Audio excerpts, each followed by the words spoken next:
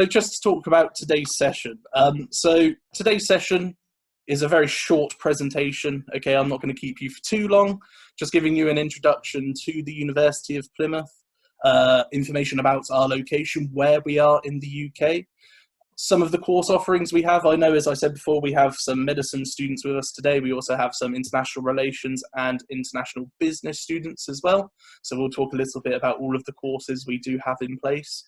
Also about what those courses have on offer. Obviously, some of this won't be relevant for medicine. It's more for the other generalized courses, but some of it will, such as accommodation choices, student support, that type of thing as well.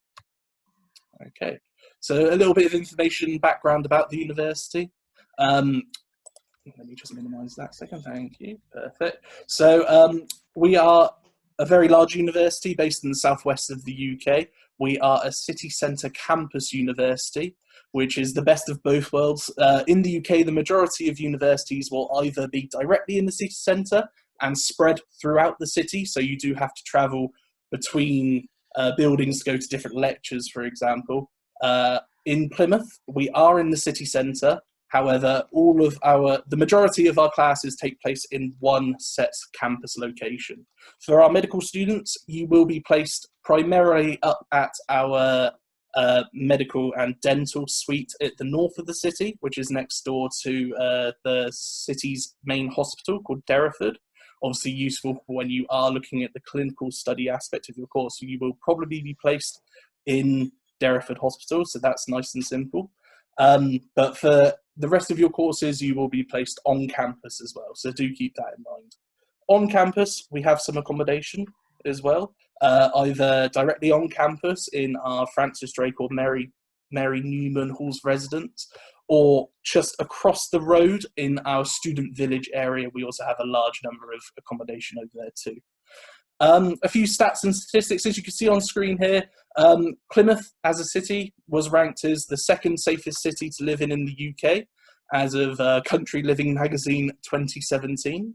This is an accolade which we are very proud of. Obviously, being such a large city but having such low rates of crime is quite a blessing for us, and it is something that we know a lot of our students really appreciate and enjoy their time with us too. We are ranked as number 2 in the world's, in the UK's modern universities ranking as well. So please bear that in mind as well. Modern universities are universities under the age of 50. Obviously, in the UK, there are a large number of older universities. Obviously, people know Oxford and Cambridge and Bristol. Those are very old universities, obviously well established. But Plymouth does fall under a slightly different category. We are more modern, which does come with a lot of advantages in comparison to the older universities in terms of the facilities in which you're being taught in. They are very new, very state-of-the-art as well. We have an alumni community of over 135,000 graduates with national representation of over 135 countries. Being such a big university, we also have a large number of sports clubs and societies, which is very important as a student. Obviously, we know your academics are why you're coming to university, but we also want to make sure you're having fun whilst you're with us and you're able to pick up a hobby. So we have I believe, over 100 different societies and over 50 different sports activities which you can take part in as well. Perfect. And coming on to the location, for those of you who don't know, Plymouth is based in the southwest of the United Kingdom. It is about a 3.5-hour train ride from the centre of London. So the majority of our international students will choose to fly into London Heathrow from Dubai, for example, and then from Heathrow you are able to catch a direct train into London Paddington, switch over to another platform and can get the direct hourly train to Plymouth. So it is very easy to come back and forth from London to Plymouth. It's a direct train every hour. And as you can see from the image in the centre of the screen here, this is a bird's eye view of the city of Plymouth. And as you can see, the university is directly in the centre, this highlighted purple colour section here. Just across the road to the south is our local shopping centre called Drake Circus, and our city centre. So this is where we do the primary amount of your shopping. And just to the northwest, you can see Plymouth railway station. This is the main railway station which you come into from London, and it is, I can see on the graph here, it's 5 minutes. Typically, if you're walking quite slow, the majority of our students can get from the railway station to campus within a couple of minutes, which is very easy to get around. And you can see just down in the bottom right corner here, a little bit of blue. This is the beginnings of our harbour area, known as Sutton Harbour or the Barbican. Within this area of the city, there are a large number of bars and restaurants. A very nice area to where the weather's quite pleasant. It's been a bit of a strange day here today. So sunny. We've had some torrential rain over the last couple of hours, and now all of a sudden the sun is back out and it is quite warm. I do need to keep that in mind with the climate is seen as a mild climate in Plymouth. It is currently, it's about 18 degrees Celsius. Now I know in Dubai, that is seen as a very cold day, but in the UK that is seen as quite a cold day. A lot of people will be out when, for example, in this weather and flip-flop. So do keep that in mind. Coming to the UK, especially on the coastal city, clothing is very important, as 1 minute it could be raining, the next the sun is out, the next it could even be snowing. So do keep that in mind. One of the big benefits of the city of Plymouth is the cost of living.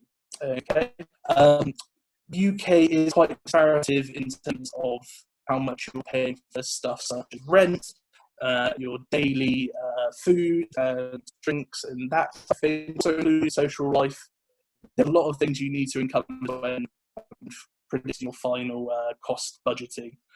Plymouth is ranked as one of the more affordable areas of the country, so the ability for you to be able to find cheap student accommodation, for example, is very positive. Okay.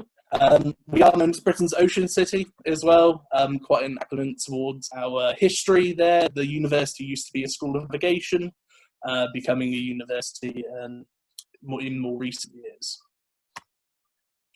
And here is a visual map to allow you to see the city and its closeness to the sea.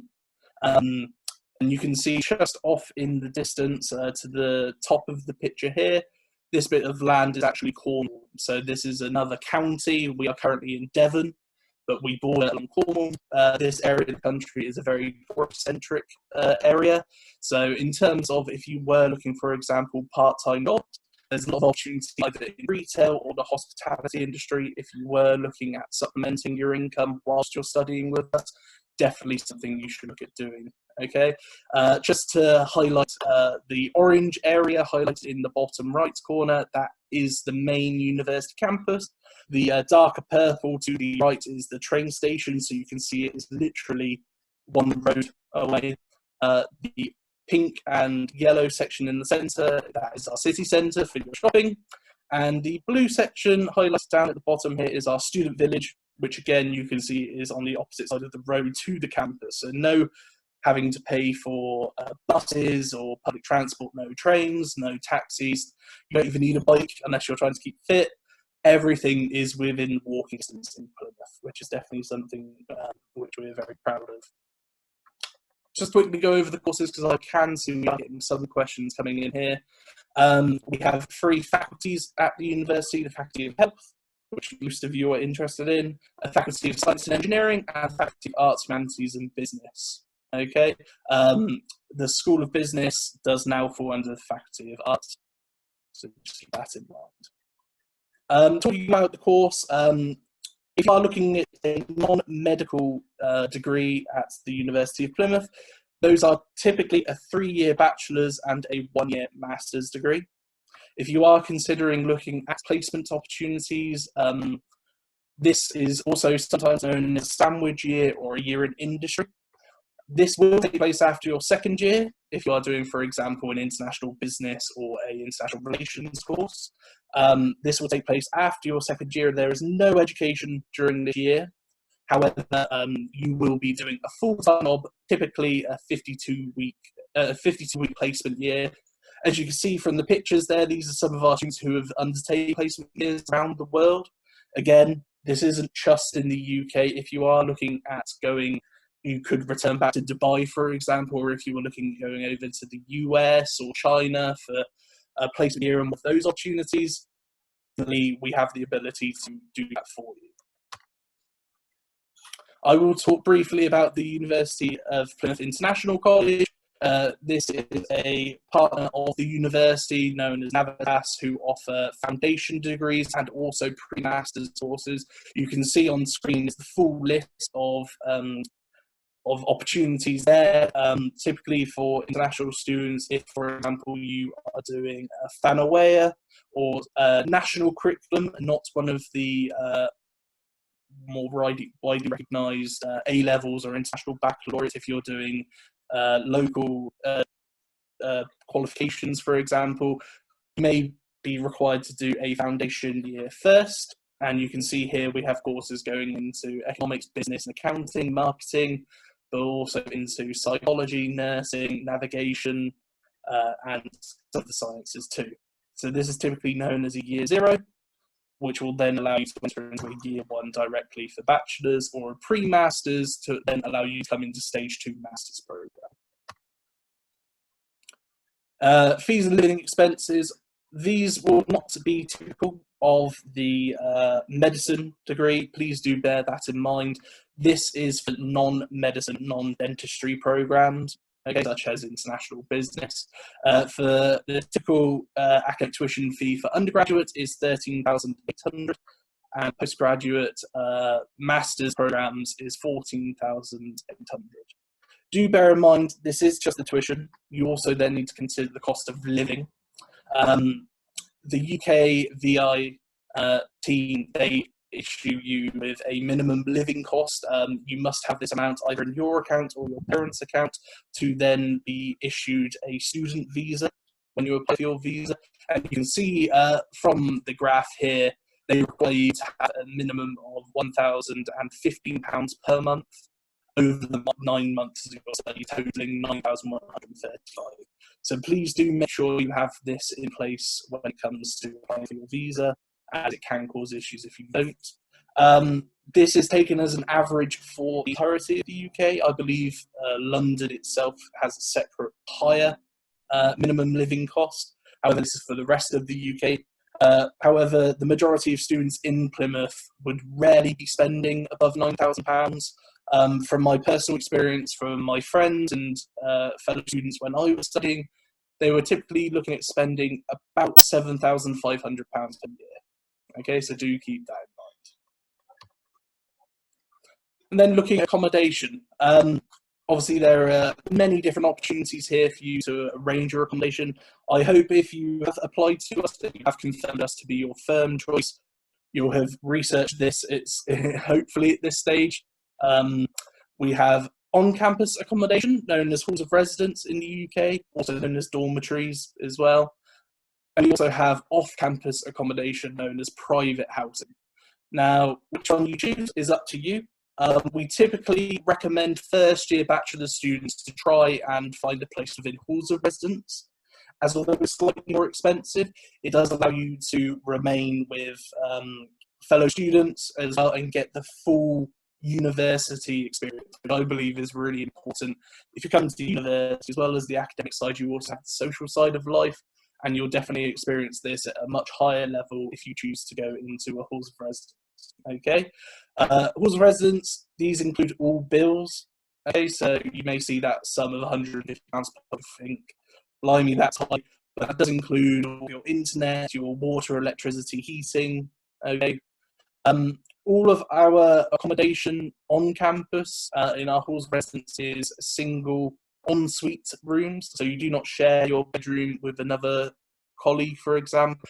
You do get your own privacy in your own room, and the majority of them are also ensuite, so you get your own shower as well. Off-campus accommodation, as you can see from the map in the top corner, this is more localised, typical housing within the city. Okay, not held by the university or by a university letting agency. These are privately rented, so negotiated between you and the landlord or a letting agency designed for students. Typically, these are much cheaper. You can see there the average cost drops to about £80 to £110 per week, compared to the 100 to 150 in the halls of residence. So if you are on a budget, this is definitely something to consider. During my time as a student, the furthest I lived from campus in private housing was about a 6-minute walk away, and that is typical for most students. It's very rare you'll be further than a 15-minute walk away from campus, again saving money on travel and that type of thing.